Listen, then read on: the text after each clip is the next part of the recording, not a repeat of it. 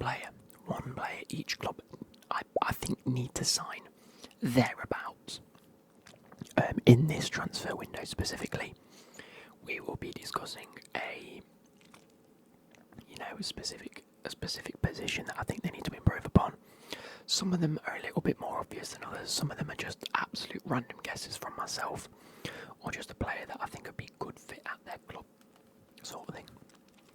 Now, without further ado, because I think this could be a bit of a long video, let's get into it. So first off, we're going to go in alphabetical order. So the first one is Arsenal. Arsenal. You know what? No. Let's do that. There we go. So I'm sat up straight. Let's get my posture in check. So the first one is Arsenal. Arsenal. Now, the position that I think they need to improve on, which is blatantly obvious to everyone, is a striker. Aubameyang's been frozen out of the squad. He wants to leave. Lacazette's come in and he's done an okay job so far. Okay job so far. But if they're thinking long term and trying to re-push for top 4, they have to go out and get a striker now. On their radar at the minute is Vlahovic. I actually don't think he fits Arsenal very well at all. I think they need an Aubameyang-esque striker, little bit physical, definitely pacey and very clinical. Now Vlahovic is two of those things. I don't necessarily think he's the fastest. So, who do I think they should go for? My personal opinion is Alexander Isak. I know they have been linked with him in the past. He could potentially go. I know that he's probably not going to want to stay at Real Sociedad for too long, because it's Real Sociedad. You want to move on from there, go to one of the big clubs. If your name's being thrown about at clubs like Arsenal and Man City, you're definitely going to try and make a move there. So I think that's a realistic transfer expectation for both Isak and Arsenal. I don't think he's going to be too expensive, but they will. They won't get him for under 30 million in my opinion. But he's not going to be £90 million. So it's one of those ones. He's fast, he's strong, he fits the sort of young, sort of athletic side that Arteta is trying to build. Moving on, we have Aston Villa. Now, for me, Aston Villa is a tough one. And it's tough because they've just got good players in good positions now. They might not necessarily be performing well yet under Gerrard. They've done great. And he is building and transitioning into what is a great team. And they've already gone ahead and signed Luca Digne and Coutinho. So I would have said left back straight away, but they've gone and signed Luca Digne. I'd have said a creative midfielder. They've gone and signed Coutinho. Where do I go now? With McGinn out. John McGinn, however you pronounce it. And just a lack of really solid CDM box-to-box type midfielders. I think it's best to go in for someone that could potentially move away from the club they're at. Can happily buy into a new system, but can bring experience, because something that Aston Villa are lacking at the minute are young. Well, they've got a lot of young players like Ollie Watkins. They've got Buendia. They've got Martinez in goal, who is just as experienced as they get nowadays. I suppose Luca Digne is experienced now. Matty Cash is still quite young, but they're building a youthful team. You need to mix in some experience with that.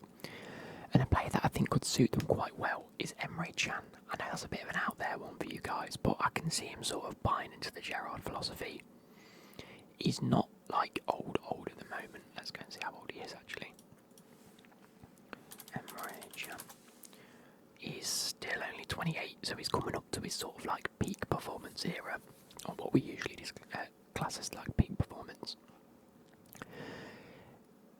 He was already at Liverpool, so he's got the Premier League experience. He's played with Gerrard, and I think he could play a player that could be tempted away from, I think he's at Dortmund now, isn't he? Yeah. He could be tempted away from Dortmund. He's made 12 appearances so far for them and got 2 goals. He's not a player that will be opposed to going to moving around. He's been to Germany, he's been to Italy, he's been to England already. He could be a good player. Experience on him, still got legs. I think it's a good move for him, I think it will be someone that they might look at. Not that anyone's going to look at any of these. Anyway, moving on to Brentford. Brentford was a tough one because, if you start like a career mode or a football manager save, and you just remove all of the known players, and it generates random player names and everything, that's how I feel when I look at the Brentford squad. Because I don't know any of them, and how good they are, or how bad they are, or what they're like. I don't watch Brentford. I like them as a club. I think what they do is fantastic. They're run very well, but I don't know a lot of them. But from what I could see, looking at the lineups and things like that, because I did do a little bit of research before, I don't necessarily think they have a creative midfielder in terms of playing in the centre. They tend to play 3-5-1, if I'm right. Yeah, Ivan Toney through the middle, wing backs either side, and then they have like five. They have like five through the middle, including the two wing backs, so three sort of centre midfielders. All three of which look a little bit box to boxy, centre mid CDM types. So I just went out and tried to find a player that could suit possibly a Brentford system in the likes of Fabio Vieira from Sporting Lisbon. Now, he's young. Brentford seem to be picking up young talents, and what Brentford have done well over the past couple of years is not go for massive names, go for players that they think could suit a system, which is good. And I think they could do with a little bit more creation in terms of that midfield. So, Fabio Vieira does play, can play more of an attacking role in that midfield. It's said online he can play right mid and left mid. So, if needs be, can drop into that winger role. Fluid transition during the game. And I can't see him being very expensive at all. But that's one of them more completely out there guesses from me. Brighton. In my opinion, Brighton are building a very, very nice squad. They've got Cucurella at left back doing bits. Lamptey, insane player at right back. Their centre backs are very, very experienced. Their midfield's okay. But for me, they need to sign a striker. They need someone that's going to be able to replace Maupay in a year or two, if not the end of this season. And I think you need to bring him in now to train up for that system. And I have chosen Lojek from Slavia Prague. Now, a striker, he's young, he's been linked with many moves to different countries. I think if you're Brighton, you need to bid for him now and get him before one of the big teams snap him up in the summer. And you need to say to him, look, come to us, we're building something. Graham Potter's a great manager, can build you into what we need you. Happy days. Might be a little bit pricey, 20 to 25 million pound-ish, unless you can get it for an absolute bargain. And I think if you get him below 20 million pounds, then that is a bargain for a player like Logic. Great future ahead of him. Burnley, now under the same sort of boat. Burnley needed a striker to replace Chris Wood soon enough. Chris Wood has now left and gone to Newcastle. Burnley are in dire need of a striker. As far as I'm aware, I don't think they've signed anyone since. I didn't actually check that Burnley transfer.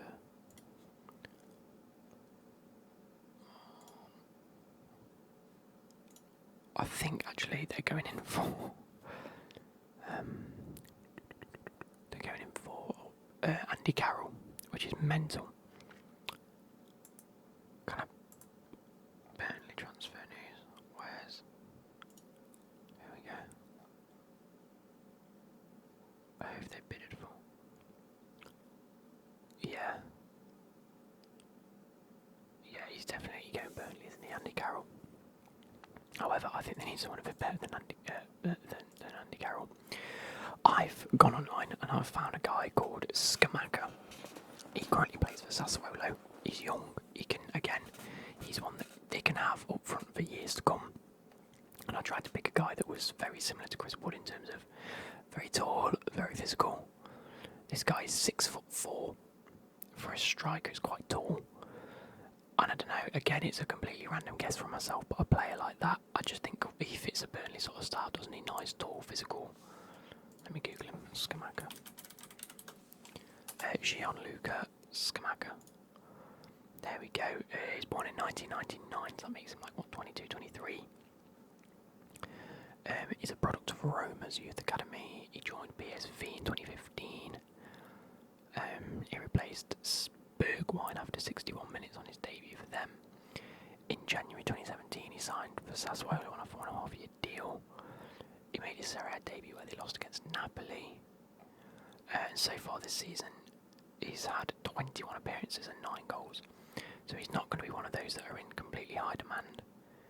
But it could be very good. He's actually been loaned out to Ascoli in Genoa in the years previous, where he's racked up quite a bit of experience and appearances. He scored 9 goals in 2019-20 in the league. Scored 8 goals in 26 in the Serie A last season, and he's already scored 9 this season in 21 appearances. So he's getting better, and I think he could be a player that they're going for. Tell me how tall he is. Yeah, no, 6'5", sorry, 6'5" he is, and he's 23. He could become a great player. Anyway, moving on from Burnley, we have Chelsea. There's only one position Chelsea need now, and it's a new centre back, because between Christensen and Rudiger, one of them, if not both of them, are probably going to leave at the end of the season on a free, which is not a good bit of business by Chelsea by any stretch of the imagination.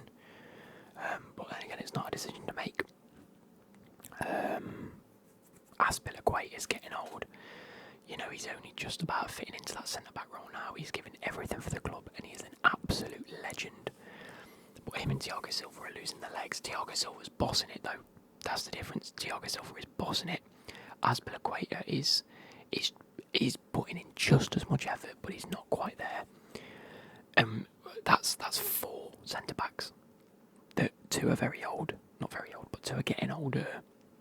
And 2 are potentially leaving. We're going to get Jules Koundé, aren't we? It's just going to happen. We're going to end up bidding for him and getting him on a very expensive deal. We've got the likes of Chalobah and Malang Sarr coming through. Malang Sarr actually the other day against Spurs had a very, very good game. He looked like a 10, 20, 30 million pound centre back. So if we can keep playing him and really build him, I don't think we'd necessarily need a centre back, but if we're going to be playing 3 centre backs, you need at least two to cover. And if the likes that we need to replace a quality centre back in Rudiger and a half decent centre back in Christensen, if they are to leave. So yeah, definitely a centre back, and Jules Koundé is the most likely. But I don't necessarily think we'll sign them in January. I just think that it could be an offer. Crystal Palace then. Again, very similar to Brentford in my eyes. I think they could do with the centre mid. Crystal Palace, they've got Elise easy on the wings. Zaha. You've got Edouard who's bossing it up top, and I'm a really big fan of him. And you've also got Mateta that's coming through as well. Defensively, they're okay. They've got a half decent keeper, quite a wing backs. Possibly going for a wing back. I'm not too sure, but Mitchell's got a big future ahead of him. But I thought, you know what, with the midfield they've got in like Milivojevic, and I don't know who else did they have in the midfield at the time. I had a look. Crystal Palace. Well, they lost against Liverpool. They had a good game against Liverpool, which was unfortunate. You've got Will Hughes, Schlupp, and Gallagher. Now, Gallagher is insane. He's absolutely insane. He's bossing it for the midfield in Crystal Palace. But like I say, you've got the likes of Milivojevic still there. You've got Riedewald, I think he's a centre-back, or a CDM. You've got Will Hughes, who's not brilliant. Schlupp, who isn't brilliant. And the rate that Crystal Palace are going, not the rate that Crystal Palace are going, the way that Chelsea are going at the minute, we're going to keep Conor Gallagher next season, once he comes back on loan. So one, you need to replace a player like Conor Gallagher, but you also need to solidify that midfield. So I've chosen Elmas from Napoli. Now again, another completely randomer. I think a player like Elmas will never ever go for a price above £20 million, in my opinion. I don't know why he plays for Napoli. He does okay.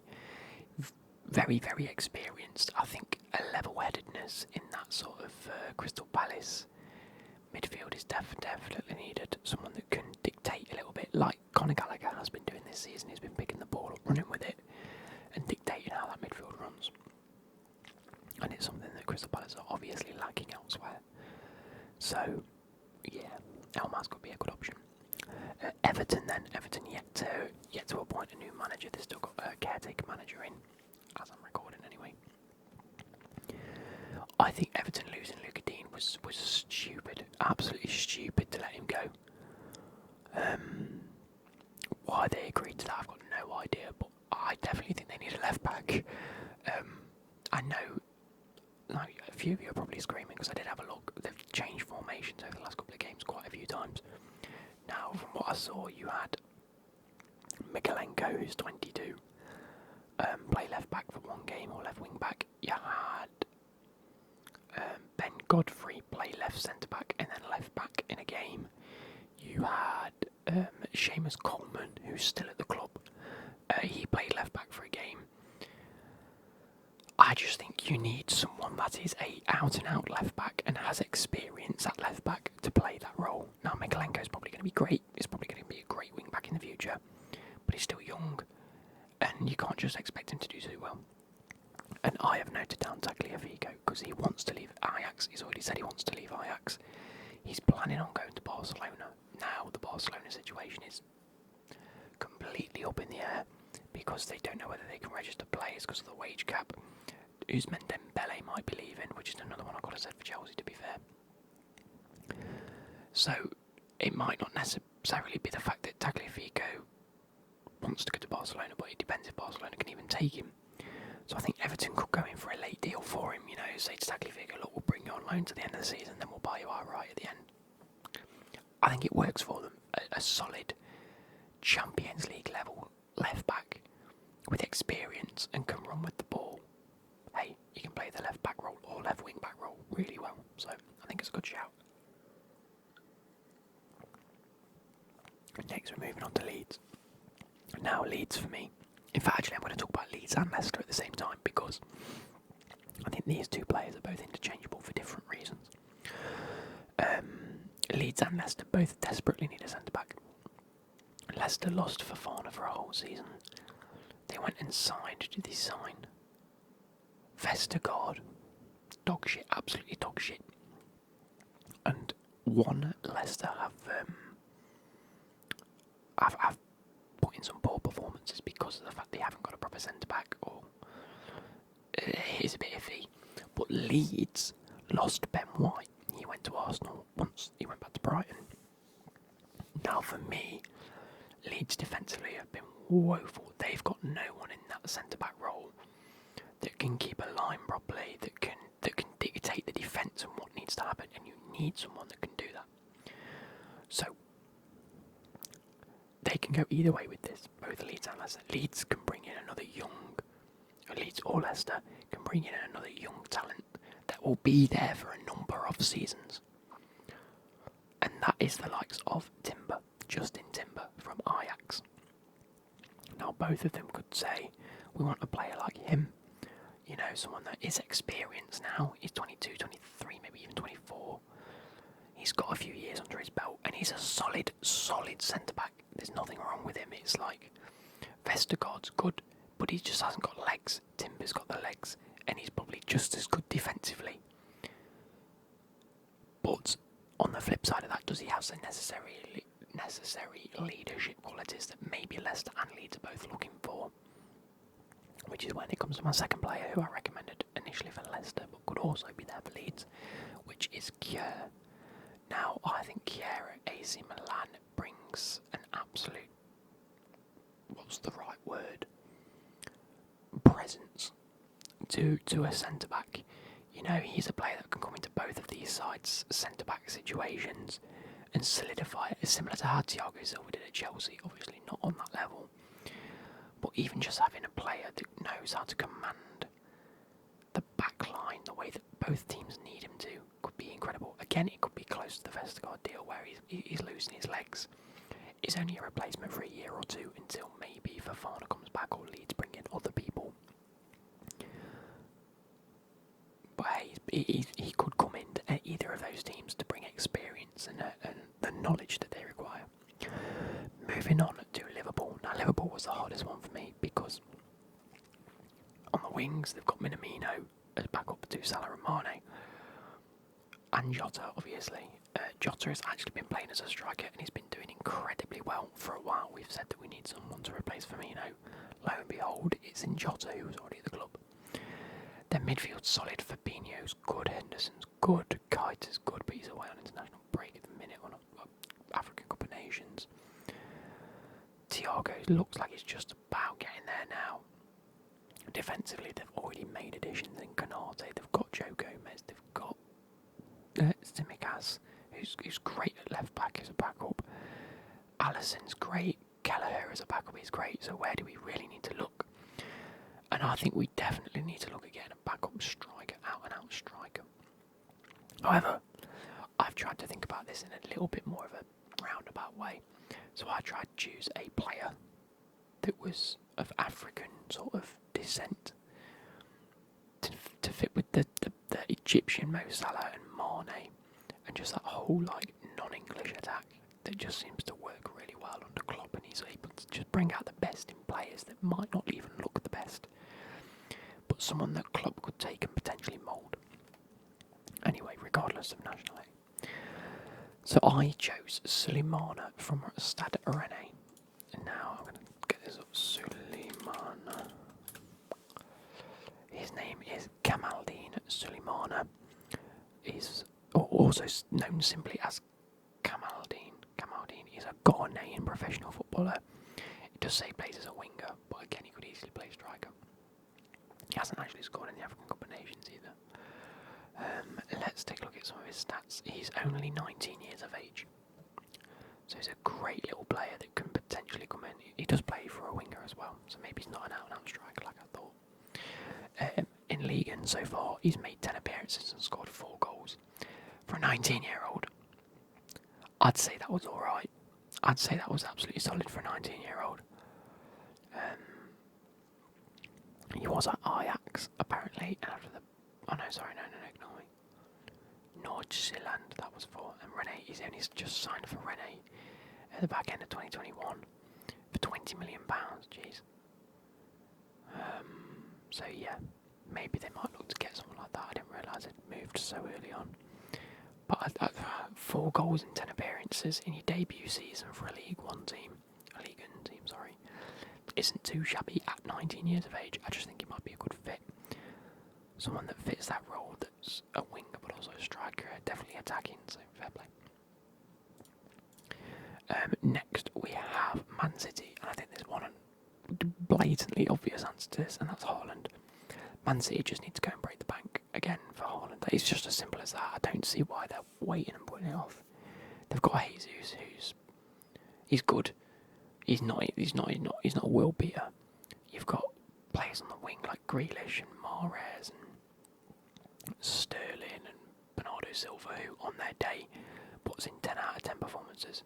Don't think Jesus is ever going to be the player for that. They haven't got a registered striker other than Jesus at the club. Haaland's, he's available. You just go and get him, don't you? Next we have Man United, and I think this one's pretty obvious as well. They need a CDM. They're crying out for a CDM. Absolutely crying out for a top player now. I've actually written Declan Rice here because I think, again, it was just the obvious decision. But I also think a player like Bruno Guimaraes from Lyon would be a great addition. Again, another player, a little bit similar to Fred in a sense where he just seems to run. Bags of energy, bags of pace. In terms of that midfield role, looks very solid. Next we move on to Newcastle. Newcastle is an incredible one to have to discuss. Because on the one hand, they've got what is already a great attack. You know, Chris Wood coming in and Callum Wilson up top. Yes, they'll get you goals. But Maximin, Almiron, Fraser, players like this. Who else have they got now? I can't even remember, but either way, they've got some great players.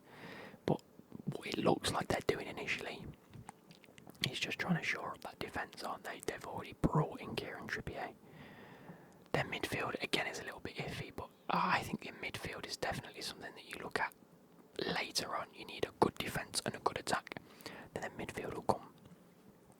So they've got a half-decent attack now. They're definitely looking at defence. You're looking at left-back and you're thinking, okay, we've got okay players that are young. You're looking at right-back, I've just got Trippier. You're looking at your centre-backs and you're thinking, we need centre-backs. They're bidding for Diego Carlos already, so I've put Diego Carlos. It's an obvious shout. I think he wants to leave. I think he's already said he wants to go to Newcastle. He likes what they're building. So it is an obvious one to me to put him there. Now moving on to Norwich. Norwich for me was another weird one because I could happily shout out that they need a striker to replace Pookie, but Pookie always ends up cropping up. You've got the player like Sargent that's there currently. He's actually started putting in some great performances. He's scored 2 goals now in 2 games, so fair play to him. I look at the midfield and you think, you know what, Rashika on the wing, Sargent's actually been playing on the wing. Billy Gilmore in their midfield is actually a great player. So what do they really need in January? And I decided they need a goalkeeper. Tim Krul just isn't it, and their backup just isn't it. And I thought, you know what, why don't we just go out and buy a player that's half decent already but got massive potential and future ahead of him, and that is Diogo Costa. Now, I've actually written in their clubs here, but I've missed out Diogo Costa. So, who is Diogo Costa? Where are you, lad?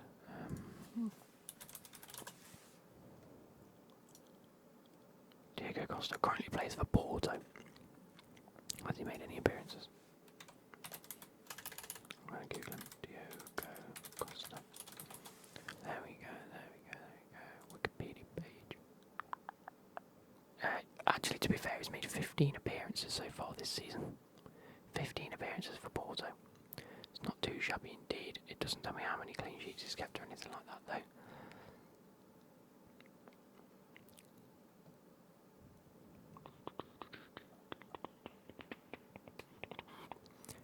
He's broke through into the starting 11 and first choice keeper. Because Marcheshen has been absent from the squad, he could become a starter under the Sergio Conchinchao. I don't know who that is. This led to Costa being named the Premier League's goalkeeper of the month in September, so he's already won. But on October the 16th, Costa agreed to a contract extension, increasing his buyout clause from 30 to 60 million. So, a 22-year-old goalkeeper that's 6'4", already making a name for himself. I've seen lesser things happen. I've seen worse things happen for Norwich trying to sign players. It could be a potential, but I don't think, looking back at it, I don't think Norwich are going to splash £60 million. But then again, it doesn't have to be the buyout clause, does it? It's one of them ones.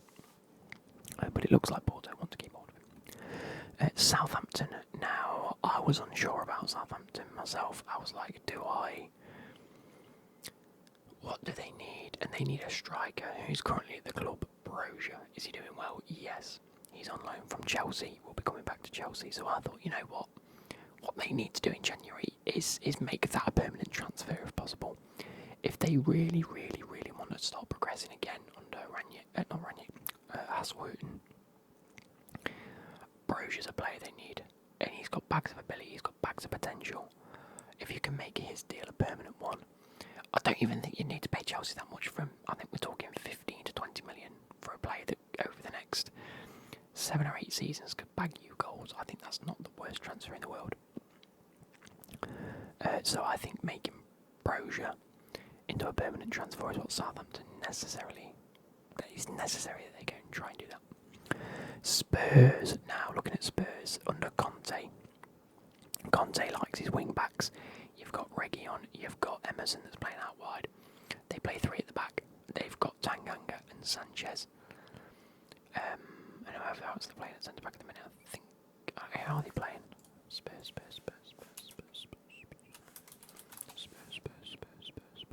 Top lineups. What they're playing 4 at the back. They had Tanganga at right back, Ben Davies at left back. Sanchez, Eric Dyer has been playing centre back, of course he has. I just think it's one of those where whether he plays 4 or 5 at the back, you've got defensive options completely. Wing backs as well. You've got the likes of Ben Davies, Ryan Sessegnon, and Reguilon. On the right, you've got Doherty. Tanganga can play right back, and Emerson. So fair play.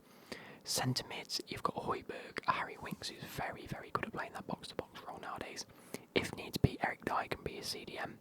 Up top, you've got Harry Kane, you've got Son, Bergwijn's there. You've got Brian Gilles, Lucas Moura is class. What have you not got in that midfield? And that is a creative midfielder. You haven't got an Eriksen in the team anymore. You haven't replaced an Eriksen in your team. And I really, really, really, really, really, really think they need it. And they are lacking it. You saw it against Chelsea. Defensively, they were okay for the majority of the game, Bob. Maybe a 25 to 30 minute spell. In terms of picking up the ball and driving with it, great. When Harry Kane had it, great. When the wingers had it, great. You were putting crosses in. When you had it in the midfield, there was a massive loss of just being able to decide what to do with the ball and when, and picking out the right pass. And it is that just creative midfield role. So I've gone for a different aspect here. I've gone for, let me pronounce it right, Takifuso Kubo. Takifuso Kubo, who is currently playing for, I think it's Villarreal. Could be very wrong with that, Kubo. Takifuso Kubo is playing for Mallorca. He's on loan from Real Madrid. He's 20. Arsenal have signed Ødegaard from Real Madrid.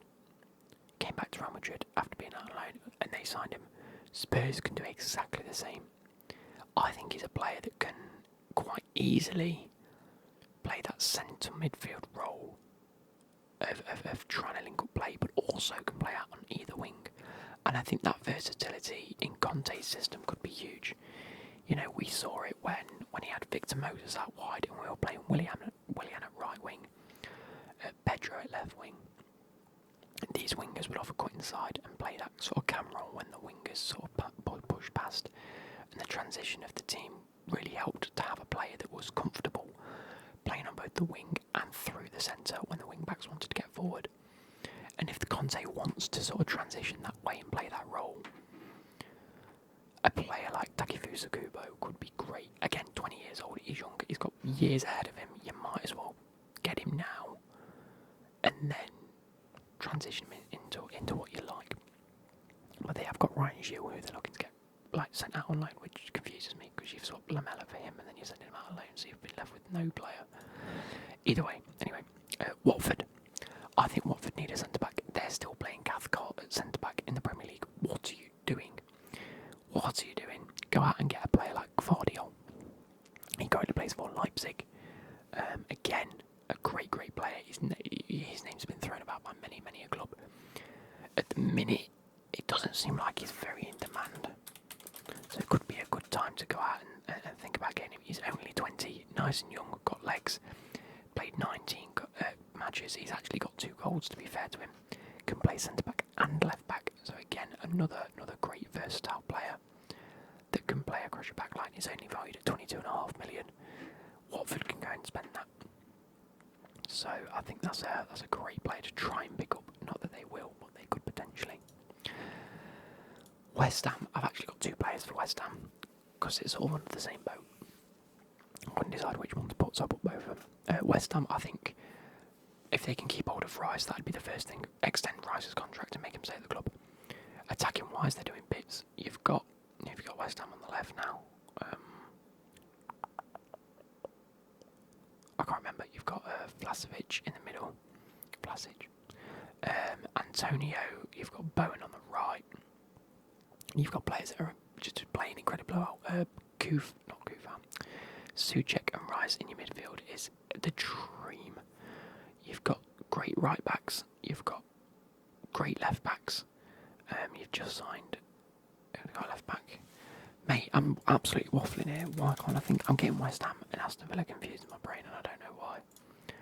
Lineups, you've got Ben Johnson coming through at left back. He looks like a great left back. You've got Masuaku as backup, great backup. Kufal on the right, great. Ryan Fredericks, again another good backup. You've got Ben Rama on the left, that's who I was thinking of. You've even got Lanzini that can play in the middle. You've got great depth there. What haven't you got? Great depth at centre back. You've got Diop, and you've got Dawson playing against. Now I know Zuma's injured, so he's not been playing, but he will definitely be playing when he can. I think you need another centre back. Craig Dawson is how old now? Craig Dawson is 31. I don't necessarily think he's the best. So you go and do one of two things. Akanji, I think, only has 6 months left on his contract. He's now 26, so he's coming into that prime age. I want to pause this before it starts. So he's made 25 appearances so far this season for Dortmund. His market value is only 20 million. When does his contract run out? 2023, so he's got a year left on his contract, and it doesn't look like they're going to try and extend it by any stretch, from what I've been hearing. A great player to try and pick up for cheap.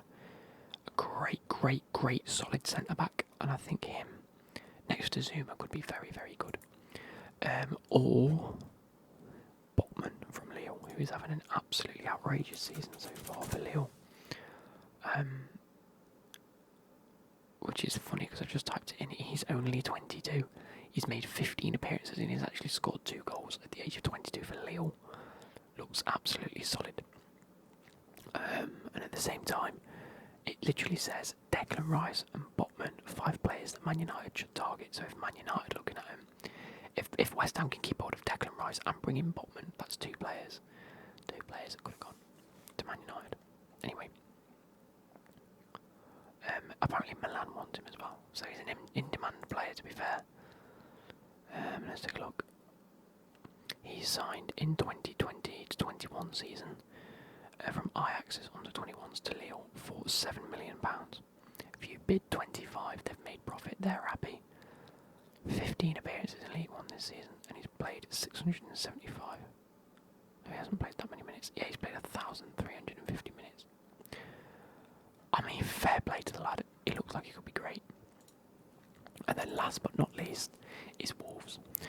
I struggled to find a position for Wolves because I thought, yeah, they need a striker because Jimenez, after his injury, hasn't looked like the same person. But then they've already got, is it Sergio? Not Oliviera, it's that other Portuguese striker. It's Fabio Silva. Wingers, they're looking okay. They've got Podence.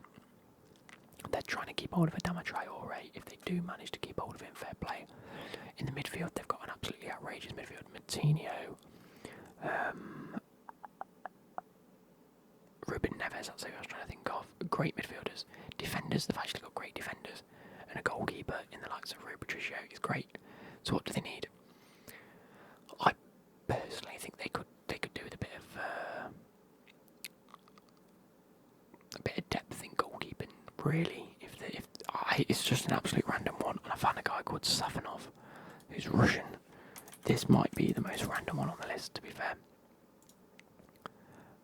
Matvei Safanov. Oh. Yeah, there we go. So he's a free transfer, as far as I'm aware. I don't think he's signed for anyone at the moment. Although it does say he's made 17 appearances.